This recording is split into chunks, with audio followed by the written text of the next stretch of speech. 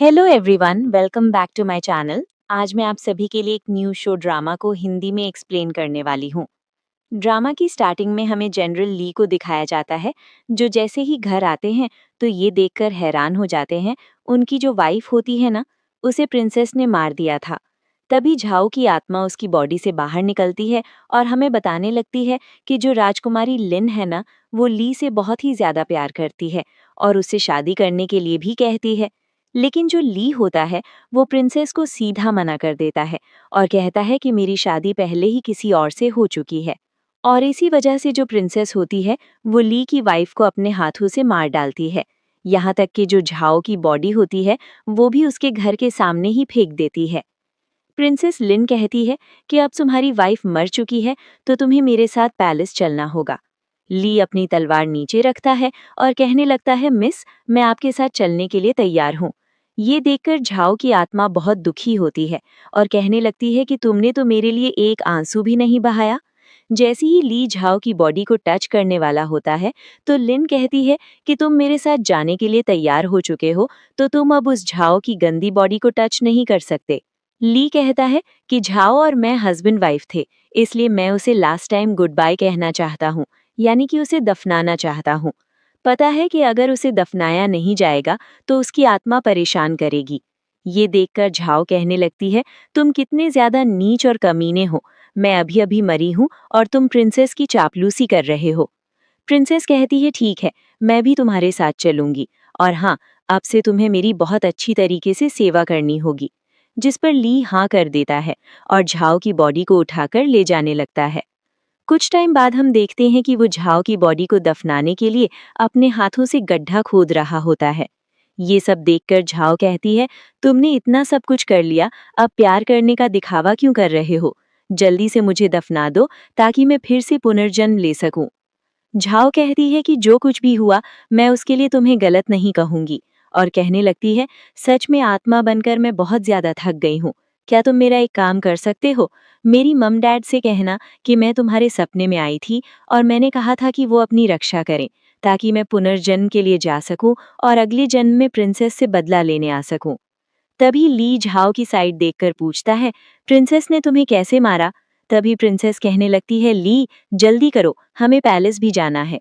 Zhao कहती है कि अगर मुझे पुनर्जन्म नहीं लेना होता तो मैं इस प्रिंसेस को तुम्हें अपने हाथों से ही मार डालती। ली फिर भी पूछता रहता है, झाओ बताओ, प्रिंसेस ने तुम्हें कैसे मारा? झाओ कहती है, तुम मेरी बॉडी से क्यों पूछ रहे हो? जाकर खुद उस प्रिंसेस से पूछ लो ना। और कहती है कि उसने मेरा सड़क पर बहुत अपमान किया, मुझे कई बार थप्पड़ मारे और फिर अपने आदमियों से मेरा गला कटवा दिया। ली झाओ की बॉडी को किस करते हुए कहता है, तुमने बहुत दर्द सहा है ना? ये देखकर झाओ कहती है, तुम्हें अभी भी नाटक करते हुए शर्म नहीं आ रही है? अब यहाँ पर ली झाओ के बाल काट लेता है। उसके बाद वो अपने पॉकेट से 2 टोकन निकालता है, मैजिक करके पहला टोकन झाओ को देता है और दूसरा खुद रख लेता है। फिर हम देखते हैं कि वो झाओ की बॉडी को दफना देता है। झाओ कहती है, जाओ और प्रिंसेस के हस्बैंड बन जाओ, अब मैं तुमसे दोबारा नहीं मिलना चाहती। ये बोलकर वो पुनर्जन्म के लिए जाने लगती है, लेकिन जा नहीं पाती। हम देखते हैं कि ली उस टोकन को कंट्रोल कर रहा होता है। झाओ सोचने लगती है कि मैं ली को छोड़कर जा क्यों नहीं पा रही हूँ। मैंने सुना है कि मरने के बाद अगर किसी इंसान को किसी चीज से लगाव हो तो वो उसे छोड़ नहीं पाता, लेकिन मुझे तो इस निर्दयी ली से बिल्कुल भी लगाव नहीं है, जो अब प्रिंसेस का होने वाला है। उसने मेरे लिए पानी तक नहीं रखा। इधर प्रिंसेस कहने लगती है, ली जल्दी आओ, हमें पैलेस जाना है। ली उसके साथ जाने लगता है। प्रिंसेस कहती है, आखिरकार ली, तुम मेरे हो ही गए। जिन मंत्रियों ने मुझ पर किसी और के हस्बैंड को छीनने का आरोप लगाया था, मैं उनकी जीभ काट दूंगी। बताओ तुम्हें क्या लगता है? ली कहता है, फिलहाल उनकी जीभ काटना इतना जरूरी नहीं है, क्योंकि जब हमारी शादी होगी और वो हमें ब्लेसिंग देंगे वही काफी है। प्रिंसेस कहती है, हाँ हाँ, तुम सही कह रहे हो, इसलिए तो मुझे तुम इतने पसंद हो। फिर हमें झाओ के मम डैड दिखाए जाते हैं, जो ली के घर के सामने अपनी डॉटर के लिए न्याय मांग रहे होते हैं। ये सब प्रिंसेस देख रही होती है। झाओ की आत्मा अपने मम डैड से कहती है, डैड आप यहाँ से चले जाइए, नहीं तो प्रिंसेस आपको भी मार डालेगी। झाओ सोचती है कि मैं अब एक आत्मा हूँ, अपने मम डैड को कैसे बताऊं कि यहाँ से चले जाएं। प्रिंसेस कहती है, इन लोगों की इतनी हिम्मत कैसे हुई इतना तमाशा करने की, इन सबको मार दो। जैसे ही सैनिक झाओ के मम डैड को मारने के लिए आगे बढ़ते हैं, ली कहता है, आज हमारे खुशी का दिन है और हम आज इन्हें नहीं मार सकते। प्रिंसेस पूछती है, बताओ तुम्हें क्या करना चाहिए? ली कहता है, मैं खुद इन्हें जंगल के इलाके में छोड़ आऊंगा और ये कभी सिटी में वापस नहीं आएंगे। प्रिंसेस शक करते हुए कहती है, तुम ऐसा क्यों कर रहे हो? कहीं तुम्हारा कोई दूसरा मकसद तो नहीं? ली कहता है, प्रिंसेस मैं आपके साथ विश्वासघात नहीं कर सकता और अगर मैं ऐसा करने की कोशिश भी करूंगा तो आप जो चाहें सजा मुझे दे सकती हैं। प्रिंसेस कहती है, ठीक है, मैं तुम्हारी बात मानने के लिए तैयार हूँ, लेकिन मेरी भी एक शर्त है। तुम्हें इन लोगों को सबके सामने थप्पड़ मारना होगा और सिटी से बाहर निकालना होगा। ली कहता है, ठीक है प्रिंसेस, जैसा आप चाहेंगी वैसा ही होगा। जैसे ही वो बाहर आता है, झाऊ की मॉम कहने लगती है, ली, तुमने ही हमसे रिक्वेस्ट किया था कि हम झाऊ की शादी तुमसे करा दे, लेकिन अब जब तुम जनरल बन चुके हो तो हमारी डॉटर को क्यों मारा गया? वो बताने लगती है कि मैं एक किसान की बेटी हूँ, मैंने ली की जान बचाई थी और ली मुझसे प्यार करने लगा। इसी तरह हमारी शादी हुई। शादी के कुछ महीनों बाद ही हमारी कंट्री में वॉर शुरू हो गया। इस वॉर में कई महीने बीत गए। मुझे लगा कि वो मुझे भूल जाएगा, लेकिन वापस आकर उसने मुझे बहुत जोर से गले लगाया। कुछ महीनों बाद पता चला कि इंपीरियल ने उसे जनरल बना दिया है और उसका खुद का एक घर भी है। ये सुनकर मैं बहुत खुश हुई कि अब हमारा खुद का घर होगा। तभी झाओ के फादर कहने लगते हैं, मेरी डॉटर मुझे वापस दो। तभी सैनिक उन दोनों को थप्पड़ मारते हुए कहते हैं, इन दोनों को सीधे बाहर फेंक दो। झाओ चिल्लाती रहती है, ऐसा मत करो, ऐसा मत करो, लेकिन फिर भी उसके मॉम डैड को वहां से ले जाया जाता है। ये देखकर झाओ दुखी होती है और कहने लगती है कि मैं अपने मॉम डैड को भी नहीं बचा सकती। तभी प्रिंसेस ली से कहती है, तुमने बहुत अच्छा काम किया, जल्दी आओ, हमें पैलेस भी जाना है। ली प्रिंसेस के पास जाने लगता है और झाऊ सोचने लगती है कि मुझे तुम्हें नहीं बचाना चाहिए था। उसी टाइम तुम चट्टान से गिरकर मर जाने के लायक थे। कुछ टाइम बाद हम देखते हैं कि वो तीनों पैलेस पहुंच जाते हैं। जैसे ही वो पैलेस में दाखिल होते हैं, पैलेस को देखकर झाऊ कहने लगती है, ये पैलेस तो सच में बहुत बड़ा है, इसका मतलब ली अब क्राउन प्रिंस बनेगा। प्रिंसेस ली से कहती है, तुम ये सब देखकर खुश नहीं हो क्या? देखो, इंपीरियल कल लौट कर आएंगे, तब तुम जो चाहो वो बोल सकते हो। ली कहता है, हमारी शादी अभी नहीं हुई है, इसलिए हम एक रूम में नहीं रह सकते। प्रिंसेस कहती है, मैंने फादर को पहले ही सब कुछ बता दिया है और उन्होंने हमारी मैरिज की डेट भी कंफर्म कर दी है। ये सुनकर झाऊ हैरान हो जाती है और सोचने लगती है, इसका मतलब मुझे मरवाने के पीछे इंपीरियल का भी हाथ था। ली कहता है, ठीक है, लेकिन आज रात मैं गेस्ट रूम में ही सोऊंगा। प्रिंसेस पूछती है, लेकिन क्यों? तुम्हें गेस्ट रूम में क्यों सोना है? क्या तुम्हें अभी भी उस देहाती लड़की की याद आ रही है? ली कहता है, नहीं प्रिंसेस, आपको मिसअंडरस्टैंडिंग हो रही है। मैं गेस्ट रूम में इसलिए सो रहा हूँ ताकि मैं आपके लिए गिफ्ट प्रिपेयर कर सकूं। प्रिंसेस पूछती है, अच्छा, तो तुम मुझे क्या देने वाले हो? ली कहता है, प्रिंसेस, मैं आपसे रिक्वेस्ट करना चाहता हूँ कि क्या आप अपना थोड़ा हेयर काट कर मुझे दे सकती हैं? प्रिंसेस कहती है, लेकिन तुम्हें मेरा हेयर क्यों चाहिए? ली बताता है कि मैंने सुना है कि जो कपल्स होते हैं वो अपना हेयर काट कर ब्रेसलेट बनाते हैं, जिससे उनका लव बहुत लंबे टाइम तक चलता है। झाऊ सोचने लगती है, भला तुमने ये सब कहाँ से सीखा? प्रिंसेस कहती है, ठीक है, मैं अपना हेयर देने के लिए तैयार हूँ। वो अपना हेयर काटकर ली को देती है और कहती है, अब तुम गेस्ट रूम में जाकर सो सकते हो, क्योंकि 2 दिन बाद हमारी मैरिज है।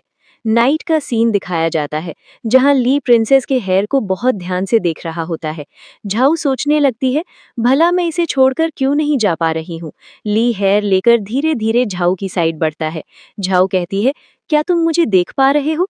लेकिन ली उसे क्रॉस करके विंडो के पास चला जाता है और कहता है, आज मून कितनी खूबसूरत लग रही है। झाऊ कहती है, इसका मतलब वो मून को देख रहा था, मुझे नहीं।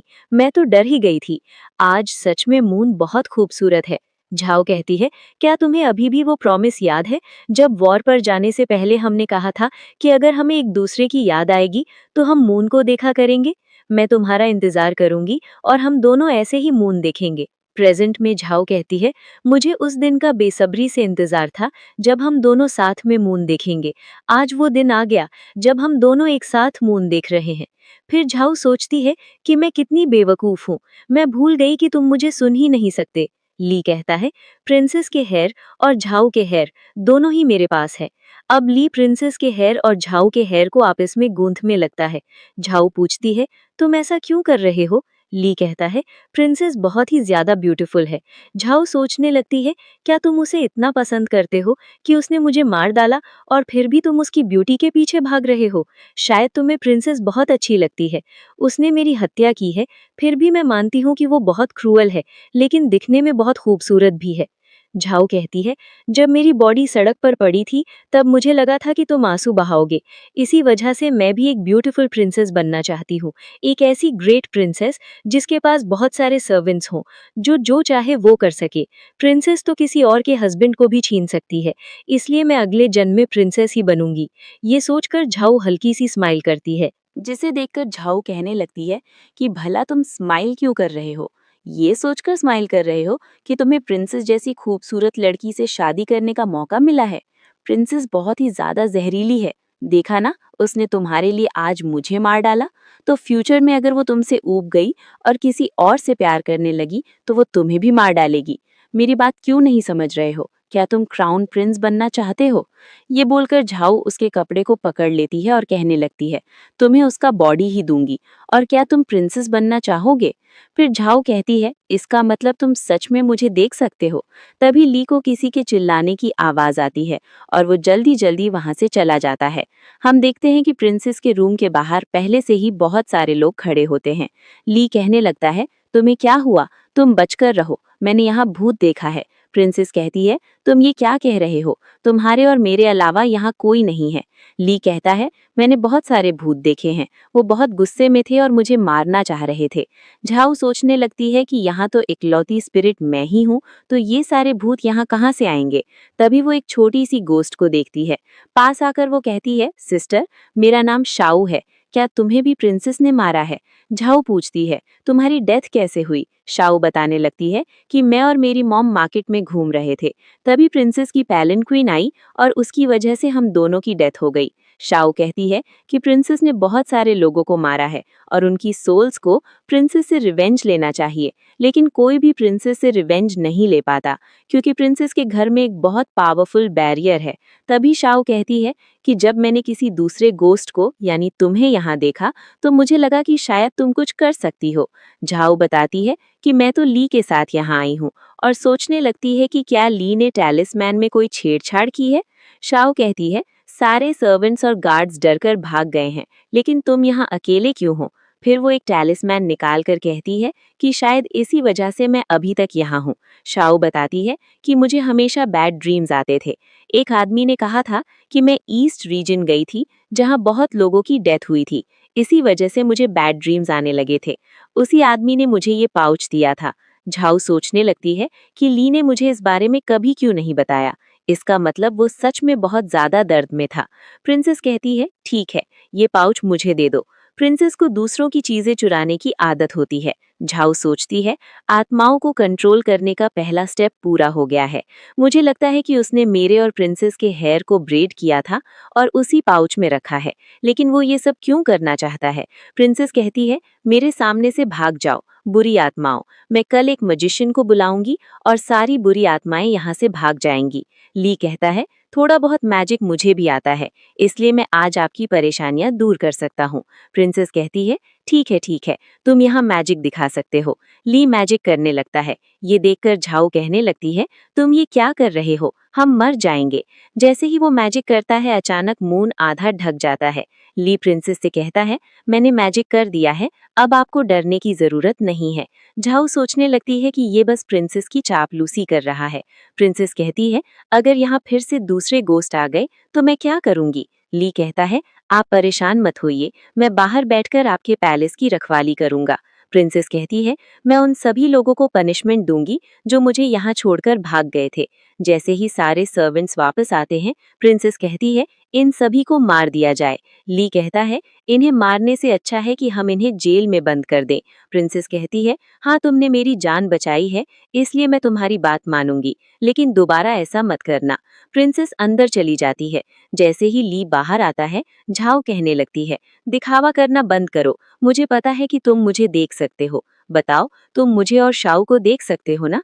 अगर तुम मुझे इग्नोर करोगे तो मैं शाऊ को सारी सच्चाई बता दूंगी। झाओ गुस्से में कहती है, ली मुझे बहुत गुस्सा आ रहा है, मैं तुम्हें और प्रिंसेस दोनों को मार डालूंगी। ली उसकी कोई बात नहीं सुनता और वहीं सो जाता है। झाओ सोचने लगती है कि शायद सच में वो मुझे नहीं देख सकता। शाओ कहती है, सिस्टर मैं जा रही हूँ, मुझे अपनी मॉम को ढूंढना होगा। ये कहकर वो चली जाती है। झाओ ली से कहने लगती है, भला तुम्हारी असली प्लानिंग क्या है? एक स्पिरिट बनकर रहना कितना बोरिंग है। इतनी लंबी रात और मैं बिल्कुल अकेली हूँ। अब मैं क्या करूं? नेक्स्ट डे का सीन दिखाया जाता है। जैसे ही ली की आंखें खुलती हैं, वो जल्दी से प्रिंसेस के पास जाता है। ली कहता है, प्रिंसेस मैं रात भर आपकी सुरक्षा कर रहा था। प्रिंसेस कहती है, तुम झूठ बोल रहे हो, मैंने खुद देखा है, तुम तो पूरी रात सो रहे थे। फिर भी प्रिंसेस उठकर ली को गले लगा लेती है और कहती है, मैं तुम्हारे साथ अच्छा व्यवहार करूंगी। ली कहता है, प्रिंसेस क्या मैं आपको उठने में हेल्प करूं? ये देखकर झाओ बहुत जेलस हो जाती है और सोचती है कि ली ने कभी मेरी इतनी केयर नहीं की। प्रिंसेस कहती है, मुझे बहुत ज्यादा वीकनेस फील हो रही है। ली कहता है, कोई बात नहीं, हम डॉक्टर को बुला लेते हैं। डॉक्टर आकर प्रिंसेस को चेक करता है और कहता है कि सब कुछ ठीक है, बस प्रिंसेस को वीकनेस और टेंशन है, उन्हें आराम की जरूरत है। एक सर्वेंट कहती है, मैं मेडिसिन बनाकर लाती हूँ। ली कहता है, कोई बात नहीं, मैं खुद मेडिसिन बना लूंगा। ली मेडिसिन बनाकर लाता है और बहुत प्यार से प्रिंसेस को खिलाने लगता है। ये देखकर झाऊ और ज्यादा जेलस हो जाती है। झाऊ कहती है, भगवान प्लीज मुझे अपने पास बुला लीजिए। गॉड मैं अगले जन्म में एक पावरफुल प्रिंसेस बनना चाहती हूँ, प्लीज मुझे अगले जन्म में प्रिंसेस बना दीजिए। एक बार प्रिंसेस इस दवा को पी ले, फिर मेरी सारी इच्छाएं पूरी हो जाएंगी। प्रिंसेस यहाँ आराम कर रही होती है, वहीं ली बुक पढ़ने लगता है। उस बुक को देखकर प्रिंसेस काफी खुश हो जाती है और कहती है, ये तो मेरी फेवरेट बुक है। फ्लैशबैक में दिखाया जाता है कि कैसे ली ने पूरा बुक स्टोर ही खरीद लिया था। ये देखकर झाऊ कहने लगती है, मैंने इस बुक को आधा पढ़ा था, लेकिन मैं इसे कंप्लीट नहीं कर पाई थी। मेरे मरने के बाद तुम्हें इस बुक को जला देना चाहिए था ना। झाऊ कहने लगती है, देखो पेज मत पलटना, मुझे भी देखना है। इसी तरह झाऊ और ली साथ में उस बुक को पढ़ने लगते हैं। अचानक ली झाऊ की तरफ देखने लगता है, जिसे देखकर झाऊ भी हैरान हो जाती है। लेकिन जब झाऊ पीछे मुड़कर देखती है, तो पता चलता है कि ली उसे नहीं बल्कि प्रिंसेस को देख रहा होता है। यहाँ हम देखते हैं कि बुक का चैप्टर खत्म हो जाता है। झाऊ सोचती है, ये जहरीली औरत रात भर सोती रही और मुझे तो इस बुक को पढ़कर मजा आ गया। मुझे लगता है कि बस कुछ और दिन, उसके बाद सब कुछ ठीक हो जाएगा। तभी सर्वेंट आकर बताती है कि इंपीरियल को पता चल गया है कि प्रिंसेस की तबीयत ठीक नहीं है, इसलिए आपकी शादी की डेट चेंज कर दी गई है। प्रिंस ज्यादा टाइम तक यहाँ नहीं रहेंगे। प्रिंसेस कहती है, फादर ऐसा कैसे डिसीजन ले सकते हैं, मुझे उनसे मिलना है। वो शादी की डेट तय करवाने के लिए जाने लगती है, तभी उसे चक्कर आने लगता है। सर्वेंट कहती है, प्रिंसेस फादर बिल्कुल भी नहीं चाहते कि आपकी तबीयत खराब हो। प्रिंसेस गुस्से में कहती है, दूर हो जाओ मुझसे, मुझे पता है कि फादर मुझसे बहुत प्यार करते हैं। ली कहता है, प्लीज शांत हो जाइए और दवा पी लीजिए। प्रिंसेस बहुत गुस्सा हो जाती है और दवा सीधा ली के मुंह पर फेंक देती है। ये देखकर झाऊ बहुत दुखी हो जाती है और कहने लगती है, तुम सच में ली से प्यार नहीं करती। फिर झाऊ कहती है, ली तुम ठीक तो हो ना, तुम्हें दर्द तो नहीं हो रहा। झाऊ कहने लगती है, अगर तुम प्रिंसेस से शादी कर भी लोगे, फिर भी प्रिंसेस तुम्हें बहुत परेशान करेगी। ली कहता है, मैंने प्रिंसेस को परेशान किया या नाराज किया हो तो मुझे माफ कर दीजिए, मैं फिर से आपके लिए दवा बनाकर लाता हूँ।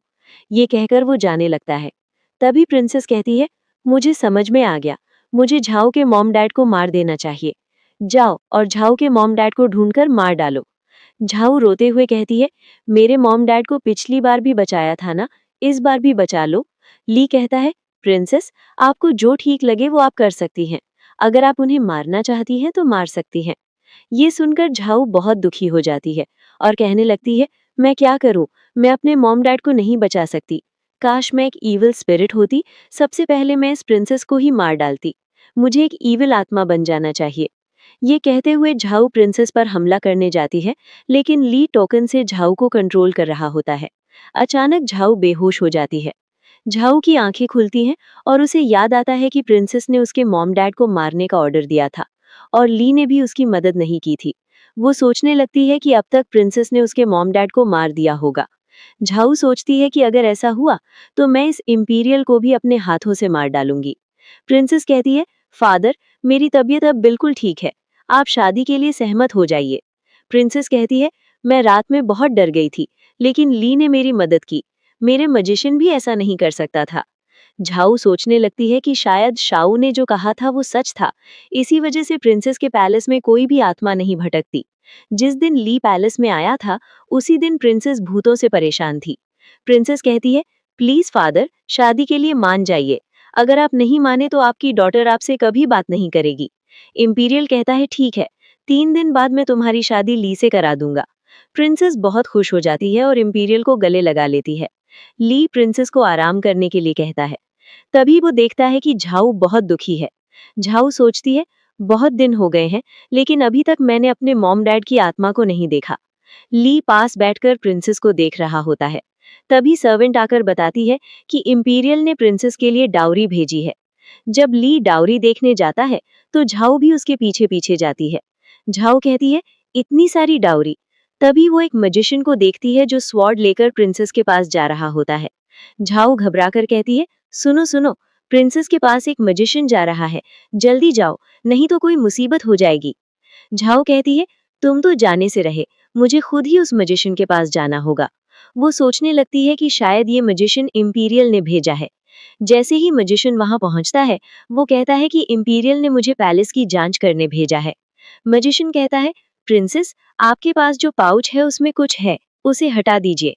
अचानक मैजिशियन पजेस हो जाता है और प्रिंसेस पर हमला करने लगता है। झाऊ चिल्लाती है, हाँ, उसे मार डालो, उसे मार डालो। तभी ली वहां आ जाता है, प्रिंसेस की जान बचा लेता है और मैजिशियन को दूर फेंक देता है। इसके बाद वो मैजिक करके मैजिशियन को वहीं मार देता है।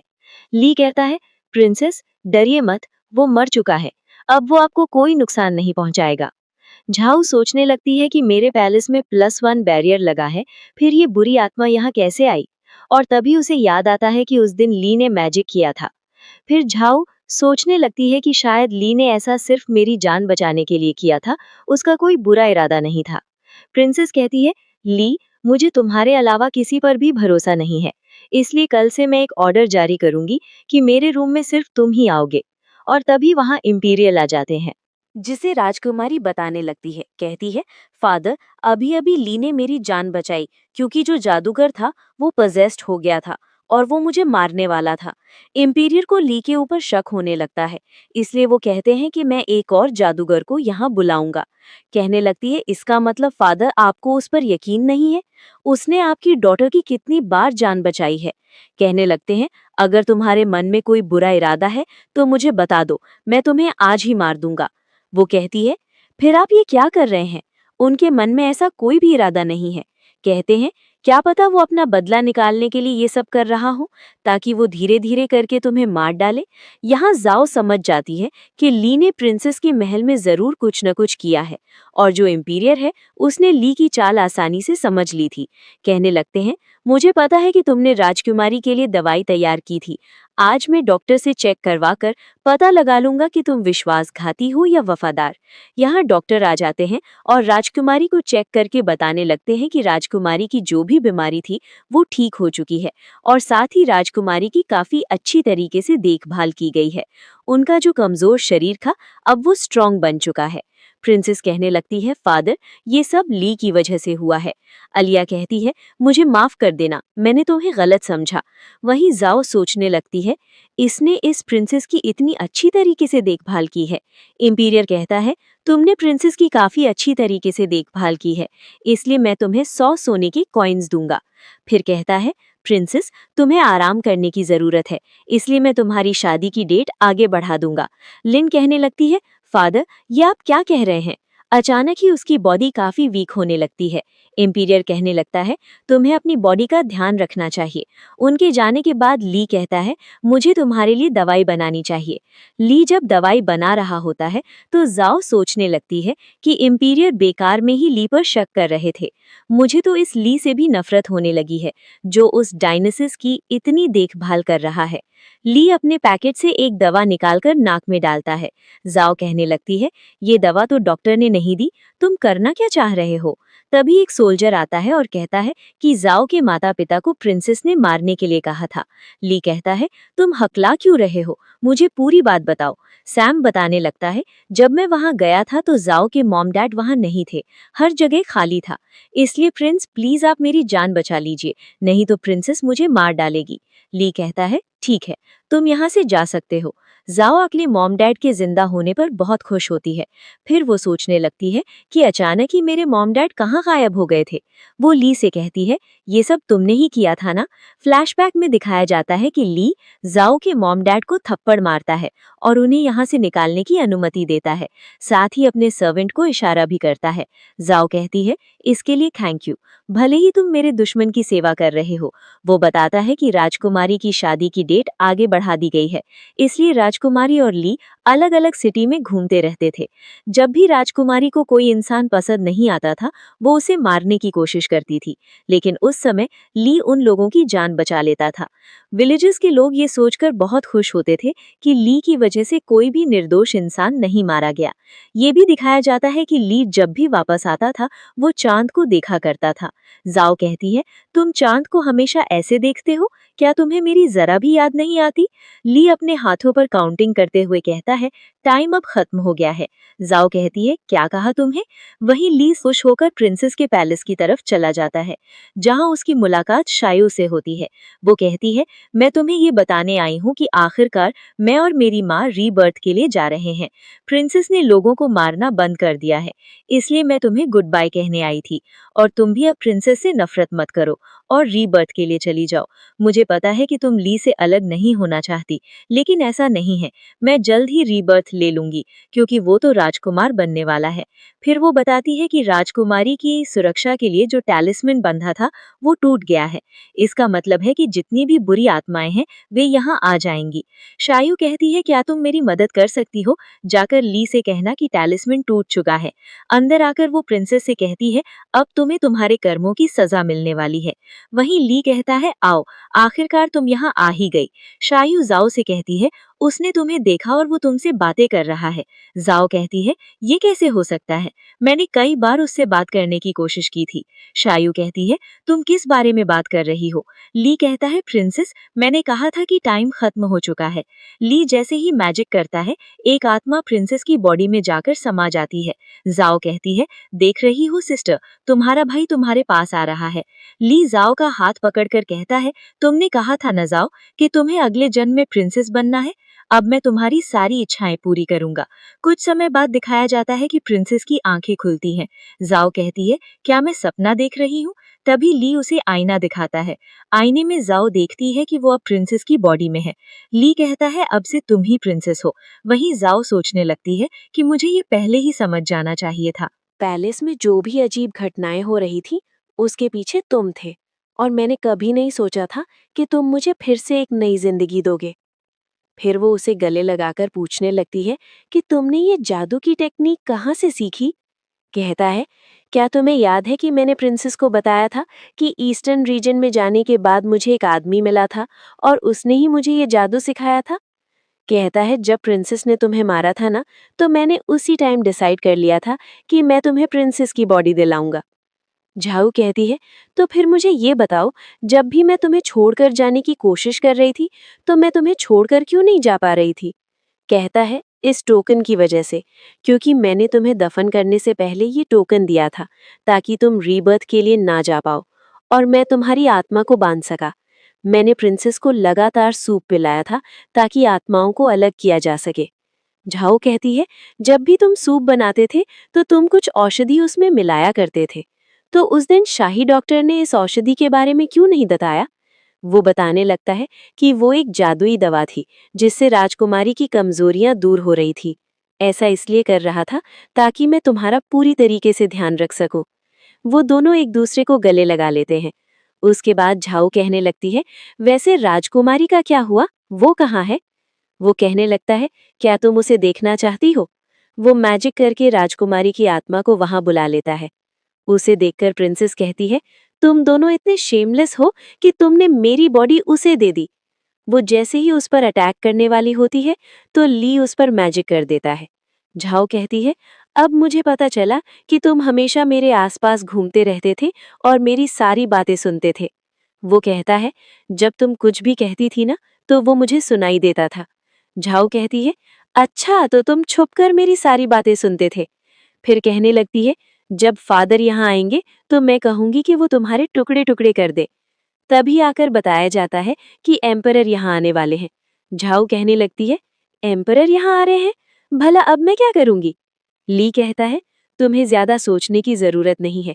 जैसे तुम नॉर्मल बातें कहती हो वैसे ही करना। झाओ कहती है, अच्छा इसका मतलब बिल्कुल एक प्रिंसेस की तरह। वैसे ही यहाँ एम्परर आते हैं। झाओ एम्परर से कहने लगती है, फादर आप कैसे हैं? आप ठीक तो है ना? एम्परर कहने लगते हैं, प्रिंसेस तुम्हारी आवाज को क्या हो गया? झाओ कहने लगती है, कुछ नहीं फादर, कल मेरी तबीयत ठीक नहीं थी। एम्परर कहने लगते हैं, मैंने कल सपने में देखा कि ली तुम्हें मारने की कोशिश कर रहा था, इसलिए मैं तुमसे मिलने के लिए यहाँ आया। झाओ कहती है, फादर मैं ये बात समझ सकती हूँ, लेकिन देखिए मैं बिल्कुल ठीक हूँ, मुझे कुछ भी नहीं हुआ है। यहाँ झाओ प्रिंसेस को चिढ़ाते हुए एम्परर से बहुत प्यार से बातें कर रही होती है। ये देखकर प्रिंसेस बहुत ज्यादा चिढ़ जाती है। वो कहने लगती है, मैं तुम दोनों को अपने हाथों से मार डालूंगी। वो एक सोल्जर को पोजेस कर लेती है और उन्हें मारने के लिए आगे बढ़ने लगती है। एम्परर झाओ को बचाने के लिए अपने मैजिक का यूज करके उस सोल्जर को वहीं मार देता है और साथ ही प्रिंसेस की आत्मा को वहां से भगा देता है। अब एम्परर को भी ली पर बिलीव होने लगता है। वो कहने लगते हैं, प्रिंसेस तुम सही कह रही थी, ली एक अच्छा इंसान है। एम्परर कहने लगते हैं, मैं अब तुम दोनों की बातों से सहमत हूँ और 2 दिनों बाद तुम्हारी शादी होगी। जैसे ही एम्परर वहां से जाते हैं, झाओ पूछने लगती है, तुमने प्रिंसेस की आत्मा को खत्म कर दिया? तुम ठीक तो हो ना? ली कहता है, हाँ मैं ठीक हूँ। प्रिंसेस की आत्मा एक ईवल आत्मा बन चुकी थी, लेकिन बेचारे उस गार्ड को मरना पड़ा।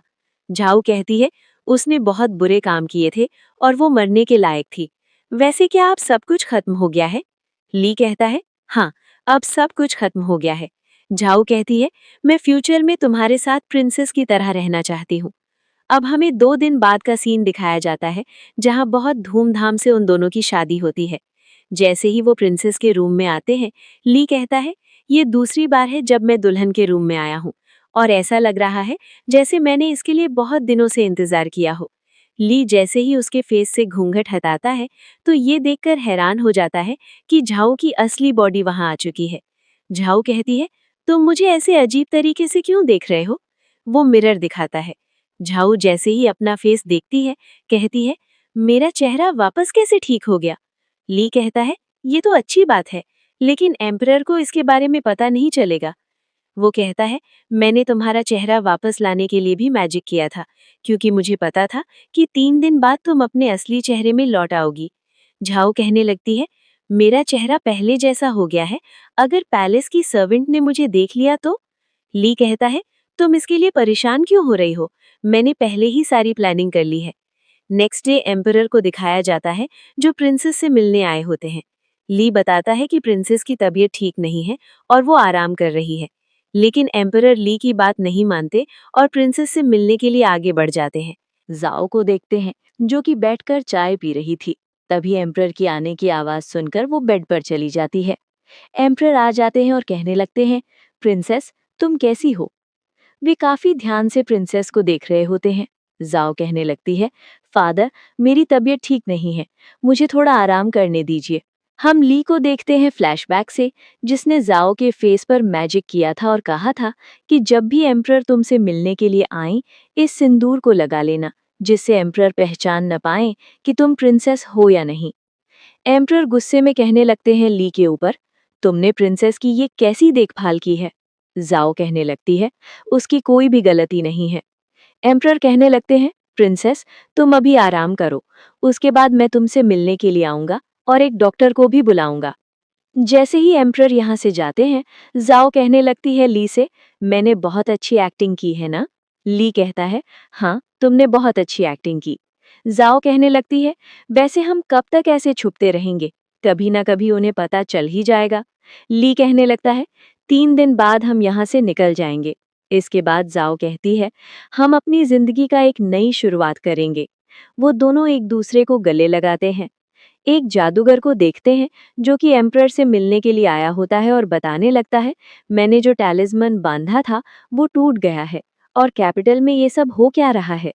इंपीरियर कहने लगते हैं, क्या सच में प्रिंसेस पैलेस में जो टैलिस्मन लगा था वो टूट गया है।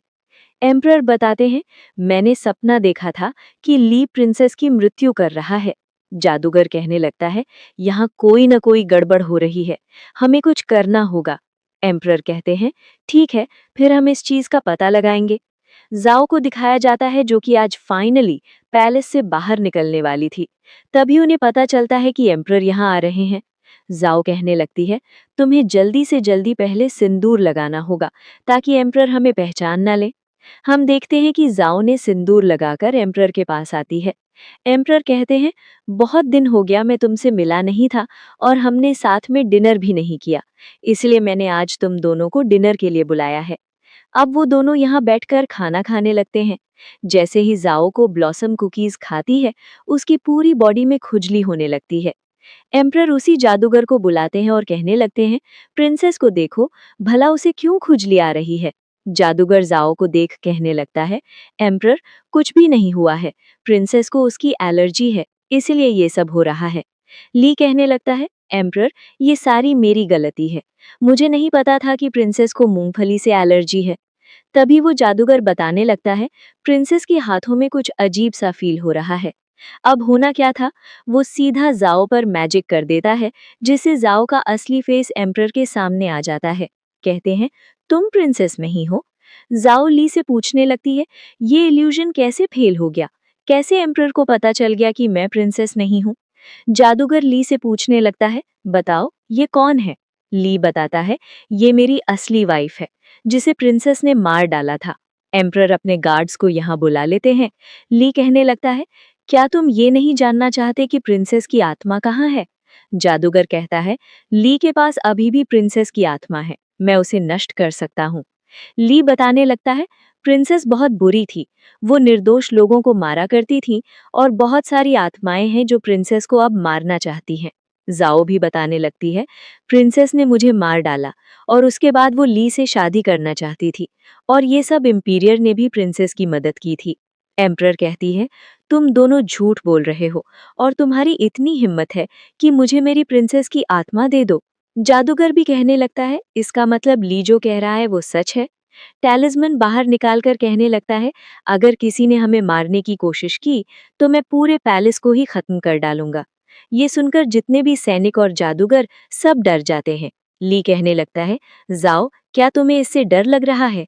जाओ कहती है, नहीं, मैं पहले ही मर चुकी थी, अब तुम्हारे साथ मरने में मुझे क्या डर लगेगा। जैसे ही मैजिक करने वाला था, जितने भी सैनिक थे वो अपना नाइफ नीचे रख देते हैं और वहां से चले जाते हैं। एम्परर काफी गुस्से में कहते हैं, मैं तुम सभी को मार डालूंगा। ये देखकर जादूगर भी समझ जाता है और कहने लगता है, इसका मतलब आप दोनों सच में निर्दोष लोगों को मारा करते हैं। वो गार्ड भी बताने लगते हैं, सच में एम्परर निर्दोष लोगों को मारते थे। जादूगर अब एम्परर की मदद करने के लिए मना कर देता है। कहने लगता है, आप जैसे एम्परर की इस दुनिया में कोई भी जगह नहीं। जैसे ही एम्परर उसे मारने के लिए आगे बढ़ते हैं, वो उन पर मैजिक कर देता है। इसका मतलब शाही जादूगर ने अपना फैसला कर लिया है। जादूगर कहने लगता है, मेरे पीछे आओ। वो दोनों उसके पीछे जाने लगते हैं। वो दोनों बाहर आकर शाही जादूगर को धन्यवाद करते हैं अपनी मदद के लिए। शाही जादूगर कहने लगता है, मुझे पता चल गया है कि प्रिंसेस को मारने के पीछे तुम्हारा कोई रीजन था। तुमने ऐसे ही बुरे इरादों से प्रिंसेस को नहीं मारा, लेकिन क्या भरोसा कि आगे चलकर जाओ भी प्रिंसेस की तरह लोगों को मारना स्टार्ट कर दे। ली कहने लगता है, आप मेरा बिलीव करें, और वो अपनी मैजिक क्षमता को कम कर देता है। जादूगर भी काफी हैरान होता है और कहता है, ठीक है, मैं तुम दोनों को यहाँ से जाने की अनुमति देता हूँ। अब वो दोनों यहाँ से चले जाते हैं। दिखाया जाता है कि जाओ और ली, उसके मॉम डैड एक सिंपल लाइफ जी रहे थे, जहाँ जाओ नॉर्मल घर का काम किया करती थी और ली किसान का काम करता था। कई साल बीत जाते हैं, उनकी लाइफ बहुत अच्छी और सुकून से बीत रही होती है। तभी एक आदमी बताने लगता है, जो एम्परर अभी बने हैं, उन्होंने 3 साल के लिए कल छूट कर दिया। इसका मतलब अब वे चारों सिटी से बाहर भी जा सकते हैं। जाओ काफी खुश हो जाती है और कहती है, इसका मतलब अब हमें छिपकर रहने की कोई जरूरत नहीं है। और बस इसी सीन के साथ इस ड्रामा की हैप्पी एंडिंग होती है।